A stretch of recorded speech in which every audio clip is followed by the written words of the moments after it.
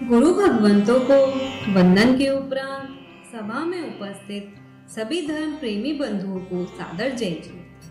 आज की यह नाटिका मध्यम परिवार की एक बालिका पर आधारित है, जिसका जन्म 1960 में मुजफ्फरनगर में हुआ था। उनकी माता का नाम श्रीमती निर्मला देवी और पिता का नाम श्री ओम प्रकाश था। बालिका का नाम नीलिमा रखा गया। जब बालिका 10 वर्ष की थी तब वह अपने नाना नानी के साथ एक दीक्षा समारोह में गई। दीक्षा समारोह देखकर उनका मन बहुत प्रसन्न हुआ और अपनी माँ से कहने लगी,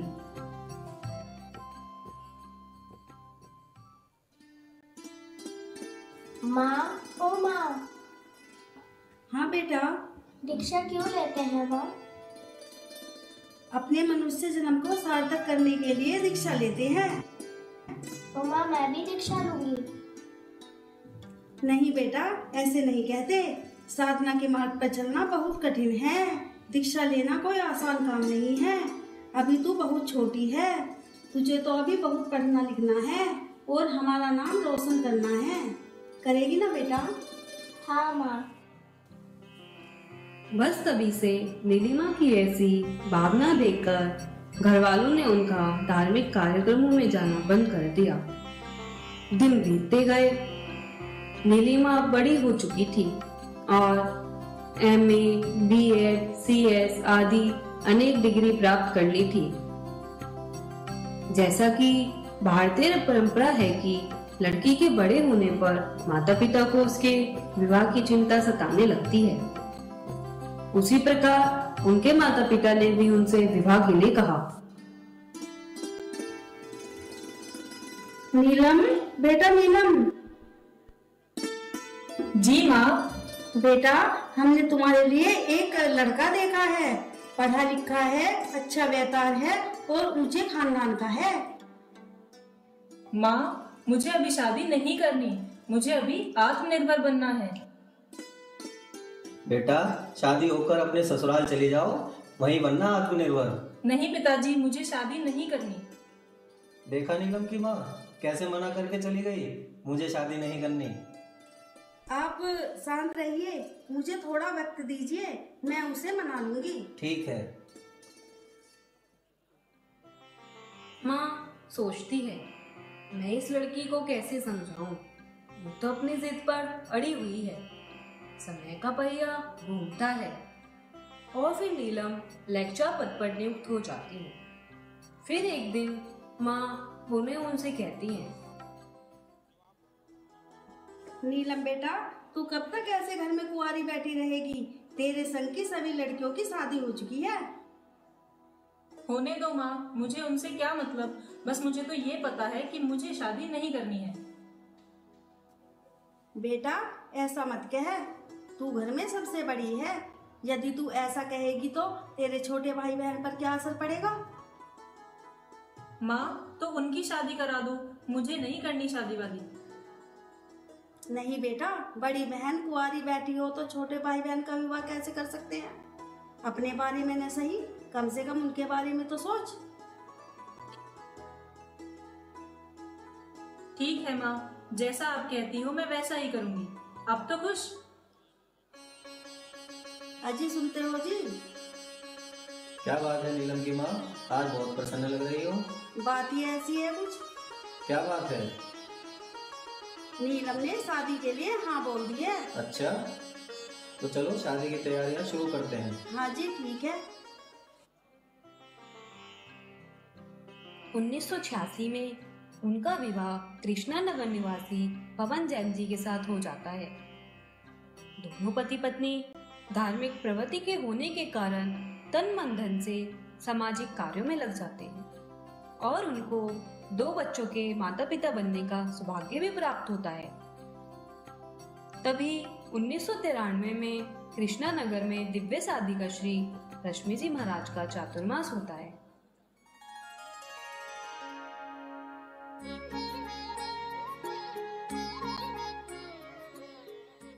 हे भव्य आत्मा, यह प्रभु महावीर की वाणी है। पीठिंग मसल ना खाया जान, पीठ पीछे निंदा ना करे। पीठ पीछे निंदा करने वाला व्यक्ति मांसाहारी है। पीठ का मांस खाने के बराबर कहा गया है। गौतम बुद्ध कहते हैं, एक माँ भी बच्चे की गंदगी एक पुराने वस्त्र से साफ करती है। और हे भव्य प्राणियों, आप किसी की गंदगी को, किसी की बुराइयों को अपने होठों से उठाने का काम करते हो। जो कुछ नहीं कर सकते वो निंदा करते हैं।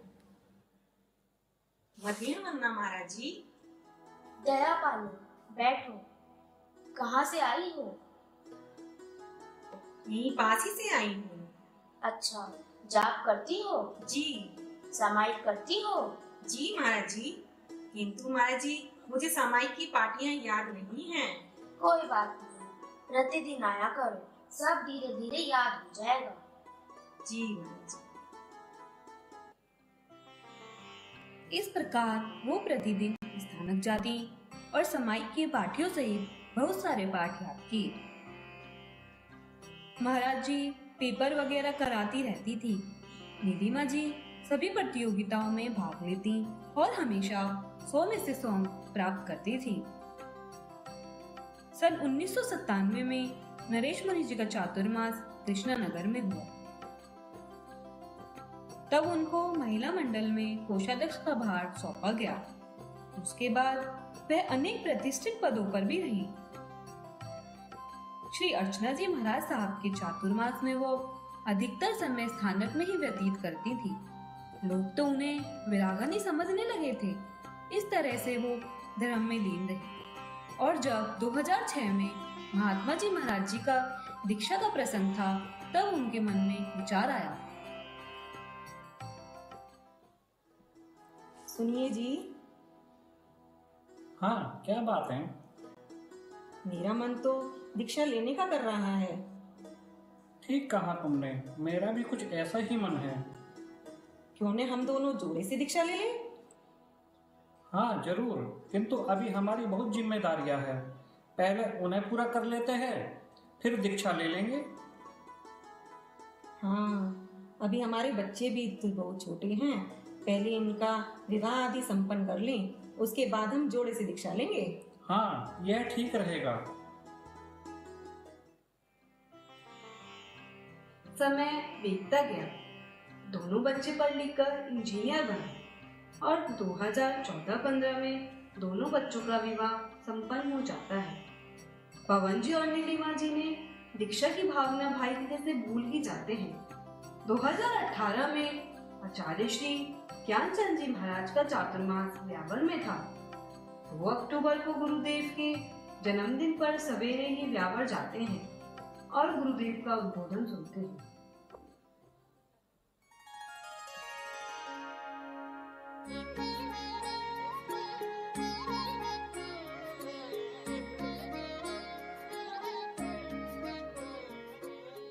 ओम नमो अरिहंताणं, ओम नमो सिद्धाणं, ओम नमो आयर्याणं, ओम नमो उभजायाणं, नमो लोहे सवसाहुणं, मेसो पंच नमुक्कारो सौवपावपणासनो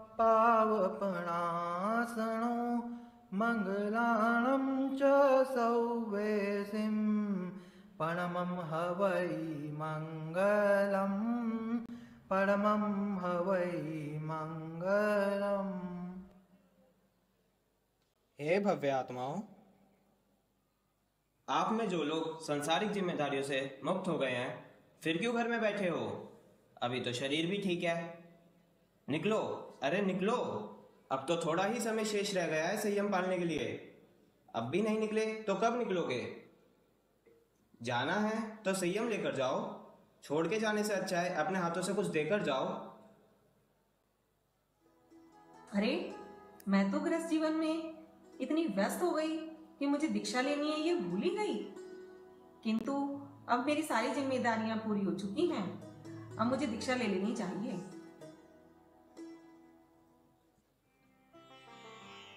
हमने देखा नीलिमा जी ने दीक्षा का दृढ़ निश्चय कर लिया, किंतु उन्हीं को कौन टाल सकता है। तभी उनकी सासू माँ की हड्डी टूट जाती है नीलिमा जी उनकी सेवा में लगी रहती है। साथ ही वहाँ स्थानक में जो भी साधु साध्वी जी पधारते, उनके दर्शनों का लाभ निरंतर लेती रही। कुछ समय पश्चात उनकी सासू माँ स्वर्ग सिधार गई। तब नीलिमा जी अपने पति से कहती हैं,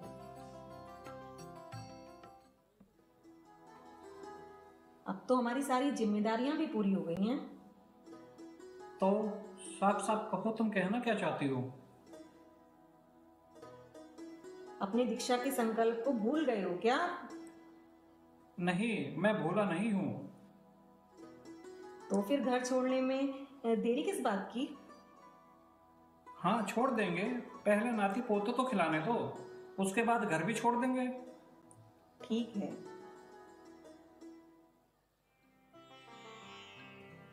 नीलिमा जी को समय समय पर साधु साध्वी जी का विहार कराने का सौभाग्य मिलता रहता था। जनवरी 2022 में दिल्ली जैन कॉन्फ्रेंस द्वारा विहार सेवा योजना का गठन हुआ, तो वह भी विहार सेवा से जुड़ गई और वर्तमान में अरिहंत मार्गी संघ की राष्ट्रीय महामंत्री होने के साथ साथ निरंतर विहार सेवा का लाभ लेती रही। और विहार कराते कराते उनका मन खुद विहार की ओर अग्रसर हो उठा। वह पुनः अपने पति से कहती हैं, अजी सुनते हो? हाँ, इतने सालों से सुनी तो रहा हूँ। अब तो नाती पोता भी हो गए, अब घर छोड़ने में विलंब किस बात का है? इतनी जल्दी किस बात की है? छोड़ देंगे घर, ले लेंगे दीक्षा। अभी कुछ समय और रुक जाओ।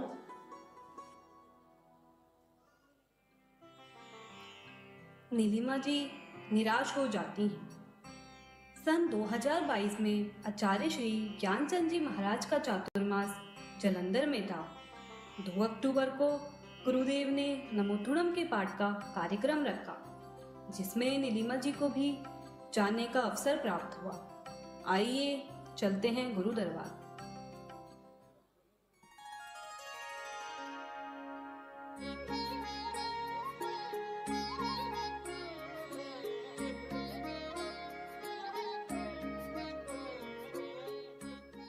नमोत्थुणम् अरिहन्ताणं भगवन्ताणम् आयिगराणं तीर्थयराणं संयंसम्बुद्धाणं पुरीसुत्तमाणं पुरीससिंहाणं पुरीसवर पुण्डरीयाणं पुरीसवर गन्धहथीणं लोगुत्तमाणं लोगणाहाणं लोगह्याणं लोगपैमाणं लोगपज्जोयगराणं अभयदयाणं चक्षुदयाणं मग्गदयाणं शरणदयाणं जीवदयाणं बोहिदयाणं धम्मदयाणं धम्मदेशयाणं धम्मनायगाणं धम्मसारहीणं धम्मवरचाउरन्त चक्रवटीणं दीवोताणं शरणगैपीठाणं अपटिहयवर्णाणं दंसनधराणं वियट्ठछौमाणं जिणाणं जावयाणं तीर्णाणं तारयाणं बुद्धाणं बोहयाणं मुक्ताणं मोहगाणं सवणूणं सवदरिसीणं शिवमयलमरुव मणन्तमक्षय मौवावाह मपुनरावृत्तिं सिद्धिगै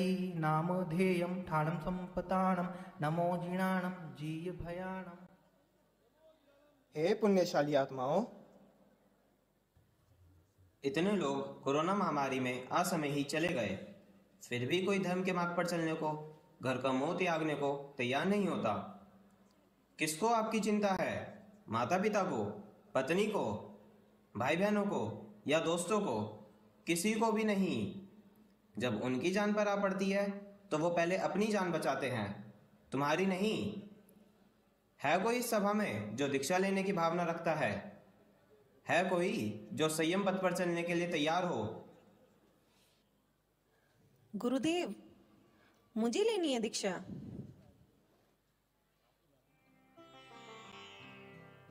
नीलिमा जी से रहा नहीं गया और वो खड़ी हो गई। बस फिर क्या था, उनके मन में दीक्षा की ऐसी लहर जागी कि उन्होंने अपने पति से पुनः आग्रह किया। और कहते हैं ना, सच्ची लगन एक दिन अवश्य रंग लाती है। सुनिए जी। हाँ, क्या बात है? व्हाट्सएप पर दीक्षा के बहुत मैसेज आ रहे हैं। मैसेज तो आते ही रहते हैं। यह कोई साधारण मैसेज नहीं है। यह मैसेज हम जैसों को अपना संकल्प याद दिलाने के लिए है। संकल्प? कैसा संकल्प? अब आप अपना संकल्प भी भूल गए? जब हमारे बच्चे छोटे थे हमने दीक्षा का संकल्प लिया था, इनकी जिम्मेदारी पूरी करके हम दीक्षा लेंगे। लेंगे दीक्षा, पहले थोड़ी व्यवस्था बना लो। कहीं ऐसा ना हो हम सोचते ही रह जाएं। गुरुदेव ने प्रवचन में फरमाया था कि एक श्रावक जी थे जिन्होंने दीक्षा का संकल्प लिया था, किंतु कोरोना महामारी में उनका अकस्मात निधन हो गया और उनका संकल्प अधूरा रह गया। हमें ऐसा नहीं होने देना है, हमें संयम पथ पर चलना है। तुम सही कहती हो, पर मुझे पहले व्यवस्था बनानी है, उसके बाद दीक्षा लूंगा। यदि तुम दीक्षा लेना चाहती हो तो मैं अंतराय का कारण नहीं बनूंगा। इसका मतलब आप मुझे दीक्षा की आज्ञा प्रदान करती हैं? हाँ, मैं तुम्हें दीक्षा लेने की आज्ञा देता हूँ, मगर तुम चाहती थी ना दीक्षा सादगी से हो, वो मंजूर नहीं। हम तुम्हारी दीक्षा धूमधाम से करवाएंगे। जैसी आपकी मर्जी। नीलिमा जी संयम पथ की ओर चल देती हैं और दीक्षा का वह पावन दिवस आ ही जाता है। कल 30 अप्रैल 2023 को मुमुक्षु नीलिमा जी, कोमल जी और मंजू जी का दीक्षा समारोह है, जिसमें आप सभी लोग सादर आमंत्रित हैं। जय जय।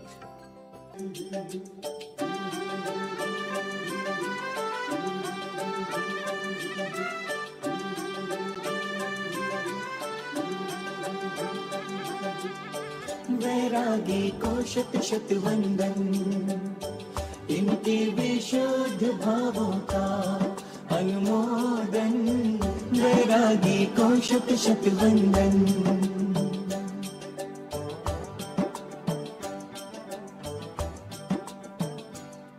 माँ बाप की दुलारी, सबकी है प्राण प्यारी, संयम के पथ चली है।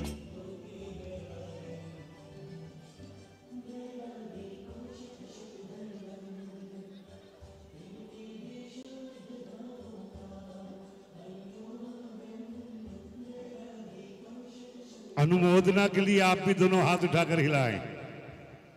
वैरागन बहन के लिए आप भी दोनों हाथ उठाकर अपनी अनुमोदना रखें। बोलिए जैन धर्म की। ये जिन शासन का सुंदर सा चित्र आपके बीच इन पारिवारिक सदस्यों ने रखा, बहुत बहुत धन्यवाद। बहुत